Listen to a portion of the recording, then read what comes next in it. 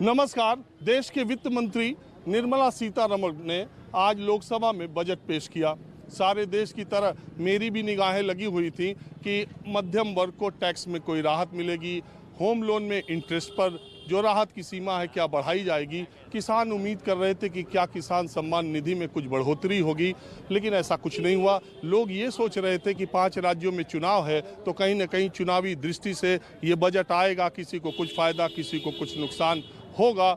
कहीं रसोई गैस के सिलेंडर पे बात होगी, कहीं डीजल के पेट्रोल के दामों पर कोई बात होगी, लेकिन ऐसा कुछ नहीं हुआ। हाँ, ये खबर जरूर आई कि जब वित्त मंत्री पेश कर रही थी बजट उस समय सेंसेक्स बहुत तेज बढ़ा, फिर जब उन्होंने भाषण खत्म किया सेंसेक्स नीचे आया। फिर बाद में ये हुआ कि जब सेंसेक्स बंद हुआ तो वी शेप में रिकवरी। ये भी वैसे ही है, सेंसेक्स भी जैसे हमारे और आपके लिए बजट है। देश के आम आदमी को बजट और अर्थव्यवस्था के आंकड़े समझ में नहीं आते, मुझे भी नहीं आते। बहरहाल फ़ायदा क्या हुआ, नुकसान क्या हुआ, ये तो समझ में नहीं आया, लेकिन सेंसेक्स में उतार चढ़ाव जरूर हुआ है। तो एक कॉर्पोरेट टैक्स कम किया गया है तो बड़े लोगों को कहा जा रहा है फ़ायदा है। सरकार की तरफ के लोग कह रहे हैं बड़ा संतुलित बजट है, और विपक्ष के लोग कह रहे हैं कि किसी को कुछ भी नहीं मिला, हताशा हाथ लगी है। दरअसल क्या है कि ये बड़े लोग हैं, इनकी कहानी लिखो, हमारा खून खून नहीं पानी लिखो। ये बजट वजट बड़े लोगों की बात है, उन्हीं के समझ में भी आता है। मैं लखनऊ में हूँ और ये मैं जानने की कोशिश कर रहा हूँ कि देश का आम आदमी बजट आने के बाद क्या महसूस करता है और उससे बजट से क्या लेना देना है, उसकी ज़िंदगी को कितना प्रभावित करता है, और आजकल उत्तर प्रदेश के चुनाव का माहौल क्या है, उस पर तो चर्चा होगी। सबसे पहले चाय की दुकान पे मैं हूँ और लोगों से बातचीत करता हूँ। आप ही से शुरू करता हूँ। आप मुस्कुरा रहे हैं। मैं प्रोफेसर के त्रिपाठी। मुझे बहुत अच्छा लगा कि आज 24 चैनल के जो सबसे समर्पित डेडिकेटेड हैं वो मेरे सामने हैं। मैं उनके जज्बे को सलाम करता हूं कि जो जनता की आवाज़ को पूरे मुल्क तक पहुंचाने का काम करते हैं। और जहां तक बजट का सवाल है, बजट में तो आम आदमी को ठगा गया महसूस कर रहा है। ना तो डीजल में कहीं कम हुआ, न पेट्रोल के दाम में कहीं कम हुआ, न गैस का दाम कम हुआ, ना ही रोजगार की बात की गई है बजट। तो रोजगार में 60 लाख नौकरियों की 60 लाख हिंदुस्तान जैसे रोजगार वाले नई ट्रेनें, बेरोजगारी की 15% तक जहां बेरोजगारी बढ़ चुका हो, वहां कहां बेरोजगारी की बात हो रही है। आज युवा जो हमारा सड़क पे घूम रहा है, उसके सरकारी नौकरी नहीं मिल रही है, उसको प्राइवेट नौकरी नहीं मिल रही है। और कारपोरेट टैक्स को ये जो कम किया है, ये हिंदुस्तान के साथ बहुत बड़ा धोखा है, आम आदमी के साथ। और मेरा ये मानना है कि अगर कहीं अच्छे लोग नेता इस मुल्क में होते, जॉर्ज फर्नांडिस जैसे नेता होते, तो आज उस सड़क पे आकर के इस बात को कहते कि इस देश को अगर सबसे ज्यादा नुकसान पहुंचाया है कि वर्तमान सरकार है, जिसमें न युवा के लिए कोई जगह है, न छात्रों के लिए कोई जगह है, न किसानों के लिए कोई। वो सरकार देखें क्या कह रही है कि भविष्य का बजट है, 25 साल का बजट है। हमने नए रोजगार, नए स्टार्टअप को बढ़ावा देने के लिए, कोरोना काल में किसी को बोझ न पड़े, ऐसा बजट है। टैक्स स्लैब, हमने टैक्स और किसी पर थोपा नहीं है, टैक्स रेट बढ़ाया नहीं। अच्छा एक बात बताइए, आप रिटायर्ड हैं? हाँ, मैं रिटायर हूँ और सीनियर सिटीजन भी हूँ। तो आप हम लोगों को बड़ी उम्मीद थी कि हमारा टैक्स कम होगा। अच्छा, आप जो पेंशन पाते हैं उसमें टैक्स? बिल्कुल, हम पेंशन में टैक्स दे रहे हैं साहब। हम 30% के स्लैब में है, चूंकि मैं प्रोफेसर रहा हूँ इसलिए मैं 30% स्लैब में हूँ। मैं इतना बड़ा टैक्स दे रहा हूँ कि अब उसको आपकी पेंशन भी इतनी है जिसमें आप 30% में चले जा रहे हैं, तब भी अभी आपको शिकायत ही है? बिल्कुल शिकायत है, क्योंकि हम जब तक ये आम जनता को नहीं अच्छा महसूस करेगा तब तक हम सब्जेक्ट अकेले। मैं जूलॉजी का प्रोफेसर रहा हूँ और मैं जॉर्ज फर्नांडिस के साथ एक लंबे अरसे तक काम किया। समाजवादी विचार का हूँ। और चुनाव का क्या हाल है? इस चुनाव में तो देखिए बड़ा संघर्ष का चुनाव है और लड़ाई दोनों तरफ से है, और ये लोकतंत्र की खूबसूरती है। और इसमें जो जनता के पक्ष का काम करेगा, जो गरीबों की आवाज उठाएगा, किसानों की आवाज उठाएगा, महिलाओं की आवाज उठा रहा है, और उसके लिए वो जनता का प्लेटफॉर्म है, वो जनता सब देख रही है। आने दीजिए 10 मार्च को दूध का दूध, पानी का पानी हो जाएगा, उसमें कहीं कोई गुंजाइश नहीं है। चलिए, एक सीनियर सिटीजन थे, अब एक नौजवान है। मैं आया था, देखिए ईमानदारी की बात यह है कि बजट मुझे बहुत ज़्यादा समझ में आता नहीं है। मोटा मोटा जो हेडलाइन मैं पढ़ पाया हूँ, खास करके न्यूज़ वेबसाइट्स पे और चैनलों की हेडलाइन, उसी के हिसाब से पूछ रहा हूँ। आपने देखा बजट? बिल्कुल बजट देखा है। पहली बात तो 60 लाख नौकरियों की बात है मेक इन इंडिया के तहत, ये अच्छी बात है। दूसरी बात, नौकरियों को अगर हटा दिया जाए तो हमें जो दुख इस बात का है कि क्रिप्टो का जो 30% हुआ कि क्रिप्टो में 30% जो आपको देना ही है सरकार को, या हमें तो ऐसा लगा कि अगर हम नुकसान में भी जाएंगे तो 30% क्रिप्टो को देना ही देना है, ऐसा कुछ है। अच्छी बात यह है कि ट्रेनें और रहेंगी। क्रिप्टो करेंसी, बहुत सारे लोग क्रिप्टो करेंसी के बारे में नहीं जानते। कहा यह जा रहा है कि पीछे के दिनों में बहुत सारे लोगों ने अवैध कमाई क्रिप्टो करेंसी से की है और इसको रेगुलराइज करने की जरूरत थी। मुझे लगता है कि शायद उसकी वजह से 30% का फाइनेंस मिनिस्टर ने ये कहा है कि क्रिप्टो, भारतीय क्रिप्टो भी आएगा, इंडियन डिजिटल करेंसी आएगी इसी सत्र में। जी बस इसी उन्होंने बोला है। और LIC के IPO पे भी बोला है कि LIC का IPO भी आएगा। एयर इंडिया और LIC के विनिवेश की बात भी कही गई है। कहा जा रहा है ये गेम चेंजर साबित होगा। विपक्ष ने कहा है कि ये सही फैसला नहीं है। आवास योजना के लिए उन्होंने एक अच्छा बजट दिया है, आवास के लिए, जो अभी ऐसा था कि 2022 तक हमें लगता था कि आवास गरीबों का बन जाएगा, उसको हटा के 2022-23 जो सत्र है उसके लिए आवास के लिए भी पैसे दिए हैं। बहुत अच्छी बात है गरीबों की। अच्छा, आप क्या करते हैं यार, इतना बजट कैसे जान गए? सर मैं सिविल इंजीनियर हूँ, मैं करता नहीं, मैं देखता हूँ। जैसे अगर मैं बजट को ना देखूँ तो मुझे ऐसा समझ में नहीं आएगा कि आगे वाला क्या हो सकता है। मतलब जिस मार्केट से हम जुड़े हैं उस मार्केट के बारे में अगर हम ना जाने, ना समझे उस मार्केट को, मतलब मैं ऐसे बस बजट आया पेपर में तो रियल इस्टेट अगर मैं कहूँ तो उससे जुड़े हैं? हम, मैं सिविल इंजीनियर सर, अभी हम कंस्ट्रक्शन का काम करते हैं। रियल इस्टेट का बिल्कुल तो ये रियल इस्टेट में कहा यह जा रहा था कि अगर 5 लाख होम लोन में 5 लाख जो इंटरेस्ट रेट में छूट मिलती है इंटरेस्ट में, अगर वो बढ़ जाए तो निवेश को मौका मिले, वो भी हुआ नहीं। हाँ, हुआ नहीं। आपने बताया ना कि सेंसेक्स का, वो मुझे कुछ समझ में नहीं। आपने कहा ना, मैं बताऊं, जैसे ही मार्केट शुरू हुआ मैं तुरंत इन्वेस्ट किया इंफ्रा में, और वो जो V शेप बना है वो मेरा नुकसान हो गया। आज गिर गया और वो नुकसान हो गया। बाद में मार्केट उठी है और मैं सही बताऊं, मुझे समझ में नहीं है कि मार्केट में एक्चुअली हुआ क्या है। मैं इंतजार करता रहा कि मैं आम आदमी की तरह बातें करता हूँ, लोग भी, मैं बजट इतना टेढ़ा चीज़ है, लोगों को समझ, ईमानदारी से आप बताइए तो लोगों को समझ में आएगा। जैसे वित्त मंत्री ने भाषण देना शुरू किया तो आपने सेंसेक्स में पैसा लगा दिया। कितना लगा? नहीं सर, हम, मतलब ये पूछना ठीक नहीं, लेकिन मोटे तौर पर कितना लगाया? सर इंट्राडे करते हैं तो इंट्राडे का क्या ही बताना, हमें 5x का मिलता है मतलब ऐप के थ्रू। तो इंट्राडे का मैंने सोचा था कि हो सकता है मार्केट में कुछ आएगा। जब से कोविड शुरू हुआ है तो सबसे ज्यादा रियल एस्टेट वालों को। तो आज कितने का नुकसान फायदा हुआ? बहुत कम, 5,000 के आसपास हुआ है एक दिन का मेरा नुकसान। लेकिन ठीक है, मैं इस पानी में निर्मला सीतारमण के भाषण देते, शुरू करते और खत्म करते में 5,000 भाई का लुट गया। बना ना सर, V शेप जो बना है वो इतना ज्यादा मार्केट नीचे गया, किसी को पता नहीं था। बीच में तो सब ये कहने तो बढ़ा बहुत तेज। हाँ, पहले मैं वही बता रहा, पहले बढ़ा और मार्केट जब नीचे गिरने लगी तो किसी को नहीं पता चला कि मार्केट गिरी आखिर। मैं इतना समझदार तो हूँ नहीं, मतलब मार्केट के बारे में, मतलब जितना मुझे समझ है, मतलब अपने ग्रुप के लोगों को ये नहीं समझ में आया कि मार्केट गिरा क्यों और फिर बढ़ा क्यों। अच्छा, आप बताओ भैया, आप तो ठीक लग रहा है बजट पे बात करोगे। सर एक्चुअली मैं सिविल सर्विसेज का स्टूडेंट हूँ, तो मैं ये मार्केट वगैरह को नहीं बहुत ध्यान में रख रहा हूँ, लेकिन मैं उन चीज़ों पे बात करना चाहूँगा जिस पे ये वो बजट आया है।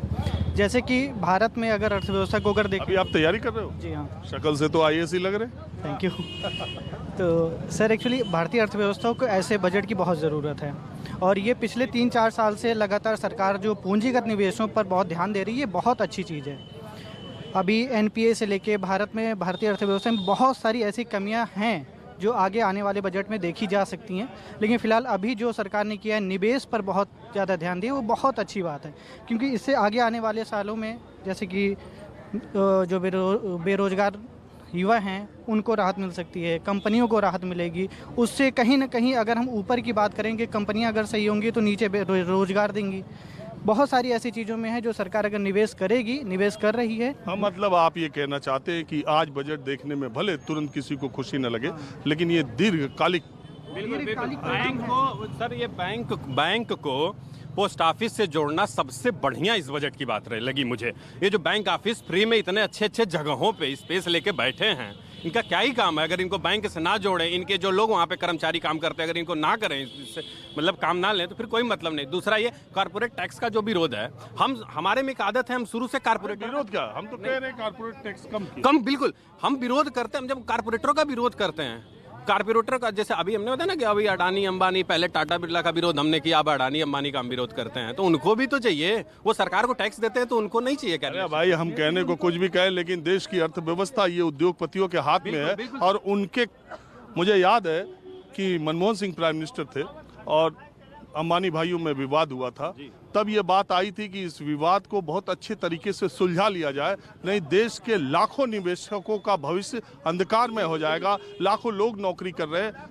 अब बहुत तरह की बातें कही जाती है, हर चीज़ के कुछ नकारात्मक और सकारात्मक प्रभाव है। बहरहाल, मैं आपसे एक दूसरी बात कह रहा था, आप युवा भी हैं, उत्तर प्रदेश के रहने वाले भी हैं, लखनऊ उत्तर प्रदेश की राजधानी में मैं बात कर रहा हूँ। बजट तो ठीक है, थोड़ा चुनाव के बारे में बताएंगे?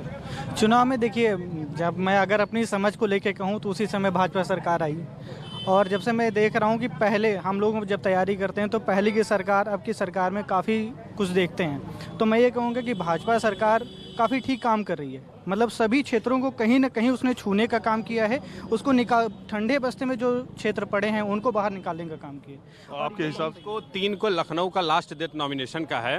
अभी तक भारतीय जनता पार्टी ने अपने उम्मीदवारों की लिस्ट ही नहीं जाहिर की सर। अभी कुछ देर पहले समाजवादी पार्टी ने लिस्ट जाहिर की, मतलब उन्होंने दिखाई कि ये, तो अभी पता नहीं वो क्या सोच के चलते हैं, क्या कैसा लगता है उनको। पहले तो लोगों को ये पता चले कि हमारा कैंडिडेट कैसा है।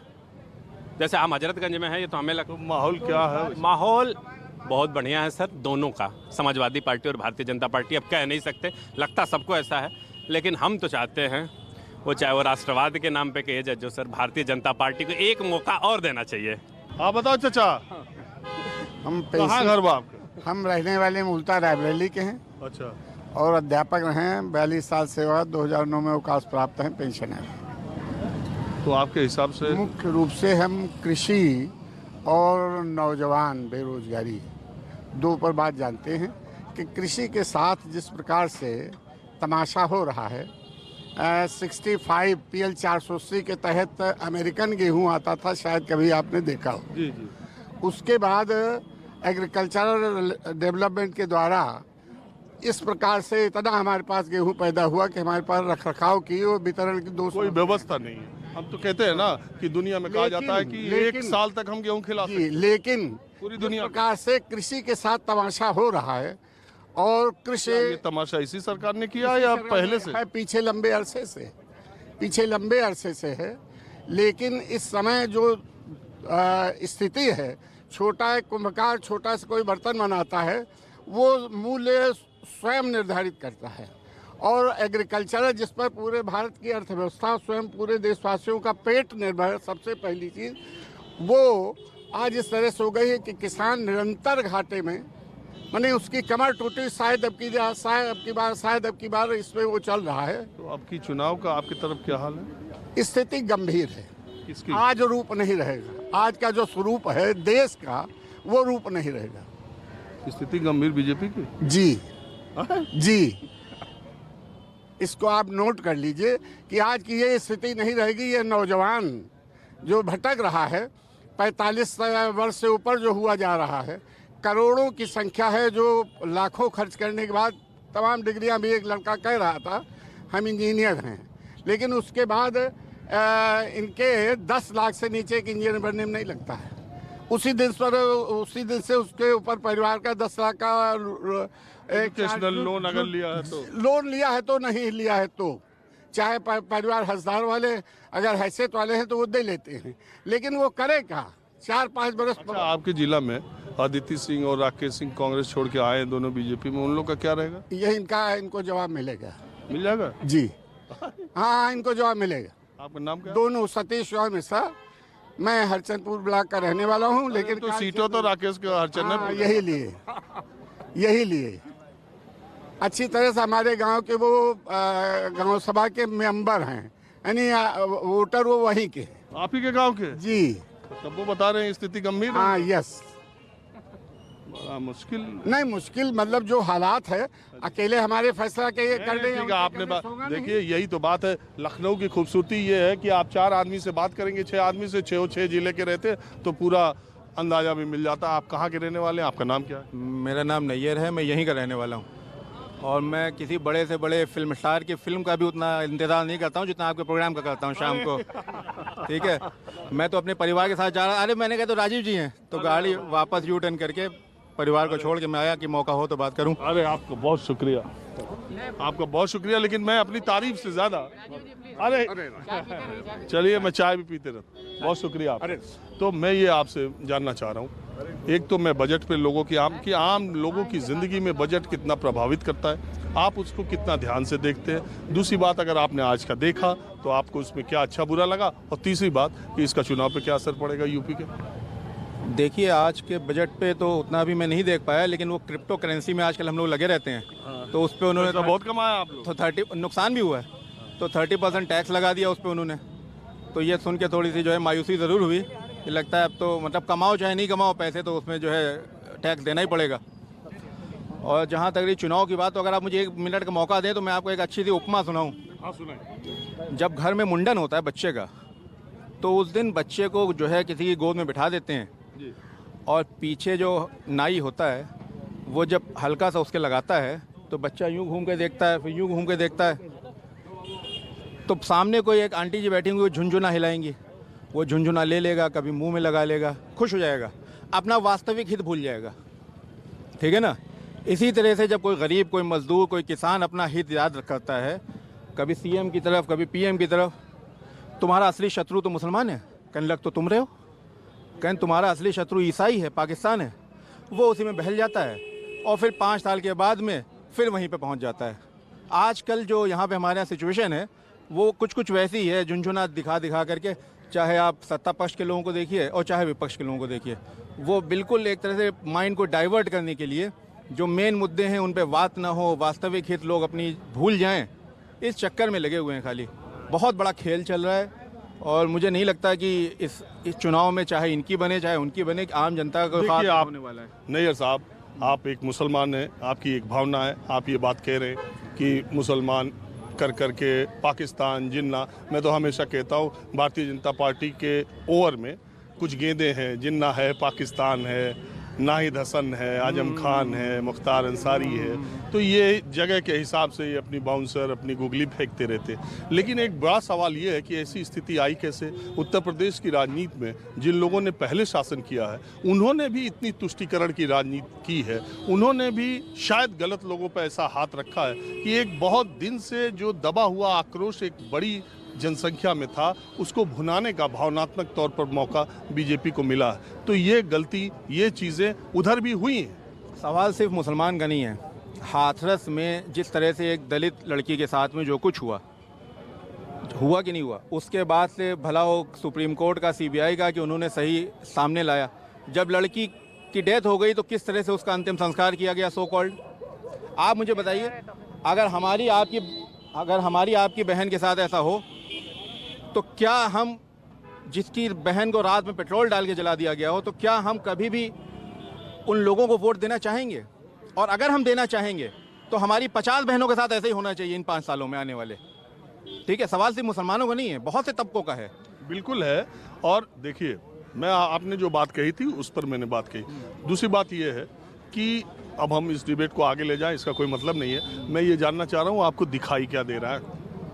मुझे दिखाई तो यही दे रहा है कि पिछली बार भाजपा की लहर थी, इस बार भाजपा और सपा दोनों की लहर है।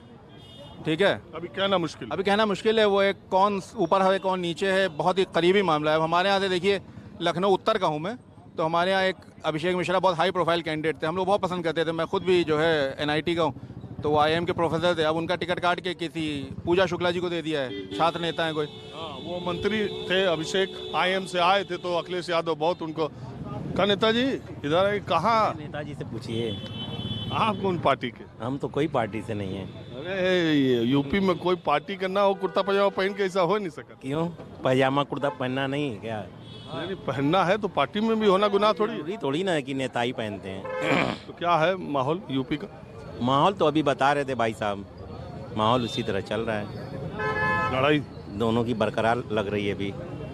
नेताजी आप बताओ यार। अब इस वक्त बताना क्या है, बाकायदा सब लोग जानते हैं। मैं एक बात कहना चाहता हूँ, अगर बात को ना काटा जाए तो, क्योंकि मैंने देखा है काट दिया जाता है। देखो, हमारे प्रोग्राम में अब शब्द के अलावा अगर आप ऐसी बात कह सकते हो जो माँ बहनें घर में देख सकती है, क्योंकि माहौल क्या है वो बहुत देखती हैं, तो अगर आप ऐसा कार्यक्रम में कोई ऐसी बात कहोगे जो सबके सुनने लायक है, घर में बैठ के सुनी जा सकती है, आप बोल दो। मैं बात करना चाहूँगा एक मजदूर का। मजदूर चौराहे पर जाता है, अपने घर से टिफ़िन बांधता है और वो जाता है कि हमें काम मिल जाएगा, शाम को हम 300 रुपये लेके आएंगे, हमारा जो है परिवार अच्छे से खा पी के सो जाएगा।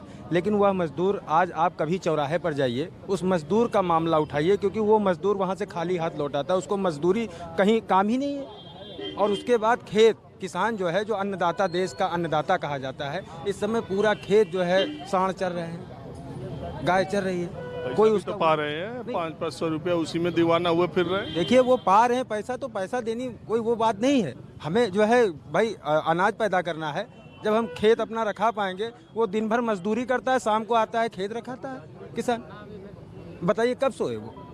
तो मसला ये समाजवादी पार्टी सरकार आ रही है भाई इसमें, और बहुत जोर से आ रही है। अब ये नाम है आपका? अब्दुल कलीम मंसूरी। यही बात है। पीछे वापस मोड़ो गाड़ी यार। हाँ जी, हाँ सर, क्या कहना चाहिए, किस संदर्भ में?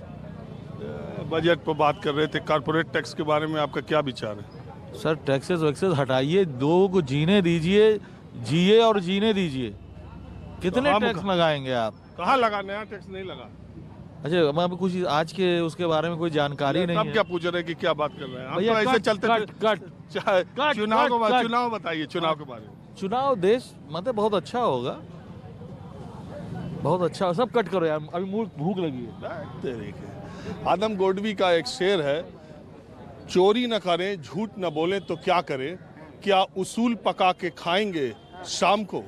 तो यही बात है, जो गरीब आदमी है, जो जीवन से संघर्ष कर रहा है, उसके लिए बजट और सारी चीज़ों का कोई मतलब नहीं है। सबसे बड़ी चीज़ है रोटी, कपड़ा और मकान। आदमी की न्यूनतम आवश्यकताओं की पूर्ति होनी चाहिए। और ये जब बजट आता है तो समाज के उस हिस्से को कुछ पता भी नहीं चलता क्या आया क्या गया। बहरहाल माहौल क्या है, मैं कुछ दूसरे लोगों से बात करता हूँ।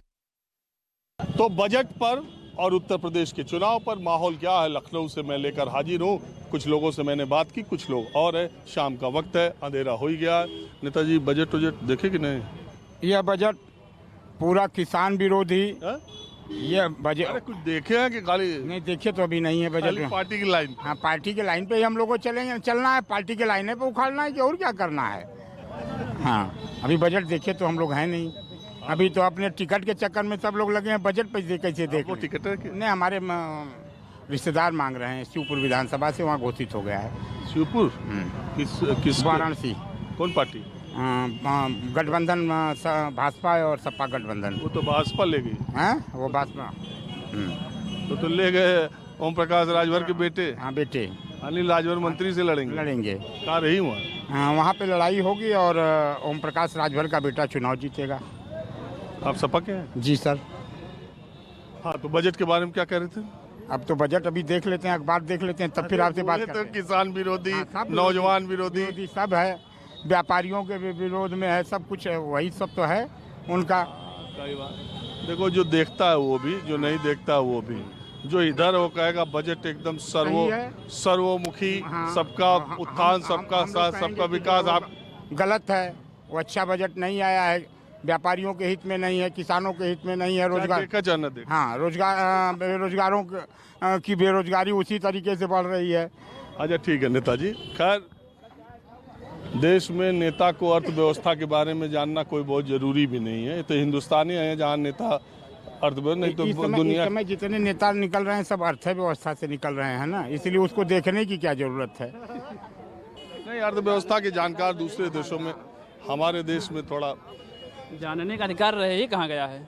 आरटीआई पूरी तरीके से बंद है और बजट एकदम खुल गया। इसमें क्या आरटीआई चाहिए? इस बजट में जल जीवन जमीन जवानी के लिए कुछ नहीं है। बजट पूरी तरीके से है। हाँ, पढ़े हैं। कब है? अब आपको हम कैसे बताएं कि पढ़े हैं? बता तो रहे हैं। अच्छा, दो बजट की अच्छी बात बताओ, दो खराब बताओ। अच्छी बात है ही नहीं तो बताऊं क्या? तब तुम पढ़े नहीं? पढ़े हैं, कह रहे हैं जल जीवन जमीन जवानी के लिए। कितनी ट्रेन चलाने की बात कही? हम नहीं जानते हैं। ट्रेन समझ गए हम कितना पढ़े। बहरहाल, चुनाव का क्या हाल है? चुनाव क्या है, भाजपा जा रही है। क्या नाम है आपका? विशाल पांडे। विशाल पांडे नाम है, भाजपा जा रही है। आप बताओ भैया। भाजपा जा रही है, जा रही भाजपा। आपका नाम क्या है? हमारा बबलू तिवारी है। पंडित जी लोग कैसा है यार तुम लोग? भाई, जब जाति देख के सरकार ने काम किया हो, जिसको सीबीआई ने दोषी माना है, आपने गोली नहीं मारा, तमाम अपराधी घूमते रहे, आपने जात पूछ के काम किया। क्या दोष है खुशी दुबे का? खुशी दुबे की 3 दिन की 42 दिन की विधवा, उसकी क्या गलती है? उससे बड़े बड़े वांट अपराधी। वो तो उस पर चर्चा बहुत हो चुकी, बीएसपी वाले भी बहुत उठाते रहते हैं। आप नौजवान हो, नौजवानों का रुझान किधर है? नौजवानों का रुझान नौजवानों की तरफ है, समाजवादी पार्टी की तरफ है। समाजवादी पार्टी की तरफ है और नौजवान रोजगार चाहता है, दे प्रदेश। आपका क्या कहना है? देखिए, बजट पे मुझे जानकारी नहीं, इसलिए मैं पढ़ा नहीं हूँ बजट, उसके बारे में नहीं बोलूँगा।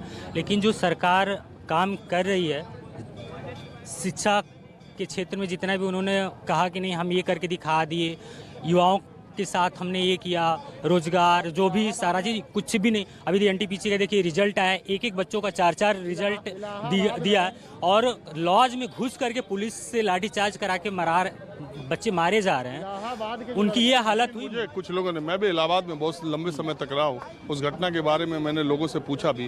ये बात ठीक है कि पुलिस ने घुस करके बहुत निशंसता से, बहुत ही दुस्साहसिक तरीके से बच्चों को मारा। लेकिन एक बात मुझे कुछ लोगों ने बताया कि उन बच्चों ने उस दिन उत्पात भी कुछ इस लेवल का कर दिया कि अगर लाठीचार्ज या उस तरह की स्थिति नहीं होती तो शायद स्थिति और गंभीर हो सकती थी। मैं वहाँ गया नहीं हूँ, इसलिए सच्चाई के बारे में नहीं कहता हूँ, लेकिन कुछ लोग ऐसा कहते हैं कि वहाँ तनाव की स्थिति भी ऐसी हो गई थी कि बल प्रयोग करना जरूरी हो गया था। लेकिन मैं वहाँ रहा हूँ, हॉस्टल में भी रहा हूँ और लॉज में भी रहा हूँ। लॉज में घुस के बच्चों को मारना, तो ये इसको गलत मानता हूँ। बहरहाल मुझे ये बताइए, आप बताइए क्या माहौल क्या है आज चुनाव का समय? उनसे पूछिए। अरे उन्हीं से पूछिए। उनसे तो पूछ ही रहे, इनसे पूछ लीजिए। अरे आप भी बता दीजिए। हम राजनीति नहीं जानते, राजनीति में नहीं जानते कुछ। तो क्या जानते हैं? कुछ नहीं जानते, उनसे पूछिए। कुछ नहीं जानते? कुछ नहीं जानते, वही लखनऊ ज्यादा टहलते क्या? माहौल क्या है, मैं बस आज इतना ही। अगले एपिसोड में किसी दूसरी जगह से, खास करके ग्रामीण इलाके से मैं फिर हाजिर होऊंगा। कैमरामैन उमेश सिंह के साथ राजीव रंजन, न्यूज़ 24 लखनऊ।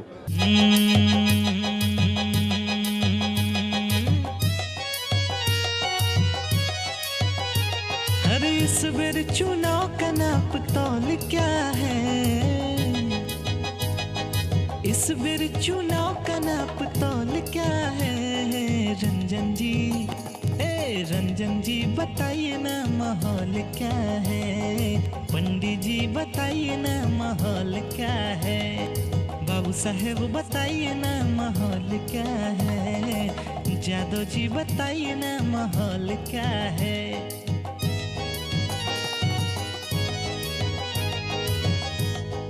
कमल खिलेगा कि आएगा पंजा, की साइकिल चलेगी खड़ंजा खड़ंजा? हर कमल खिलेगा कि आएगा पंजा, की साइकिल चलेगी खड़ंजा खड़ंजा? कि हाथी मेरे साथी का झोल क्या है?